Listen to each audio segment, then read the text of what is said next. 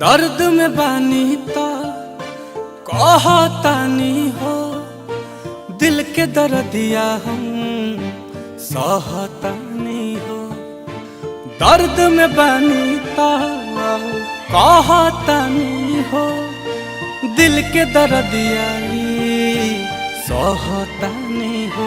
हमारे रवाई हो न तहरा सुनाई हो, हमारे दिल तोड़े से पहले यही सोचली हो बारी तोहर तयाई हो। हमारे दिल तोड़े से पहले यही सोचली हो बारी तोहर तयाई हो। हमारी तोहर तयाई हो।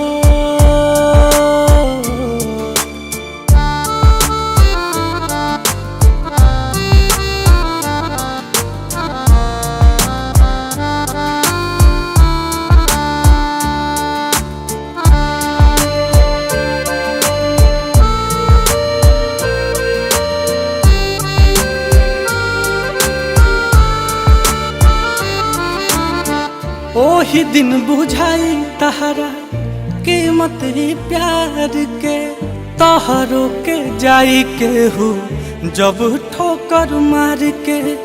रहब न हम खाली पैबू तो गम हो, फिर नहीं आई कबो मौसम बहार के। बारू हर जाई हो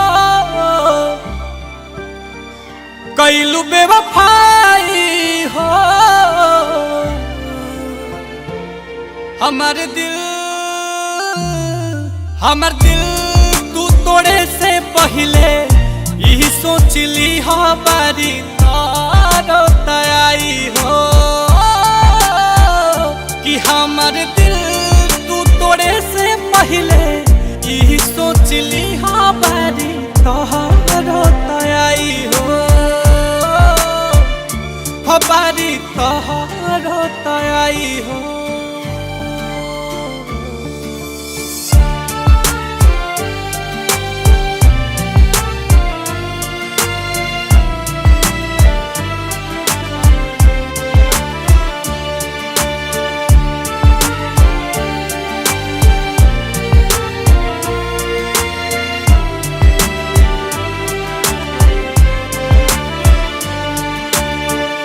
ओह के मुबारक होखे आंसू के याराना, भइलू सुधा करला तू गुजरल जमाना।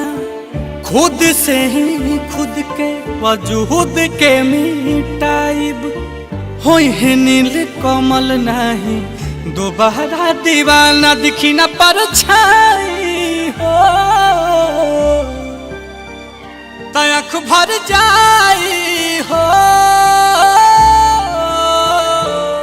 हमारे दिल तू तोड़े से पहले यही सोचली हो बारी तोहर तयाई हो। कि हमारे दिल तू तोड़े से पहले यही सोचली हो बारी तोहर तयाई हो।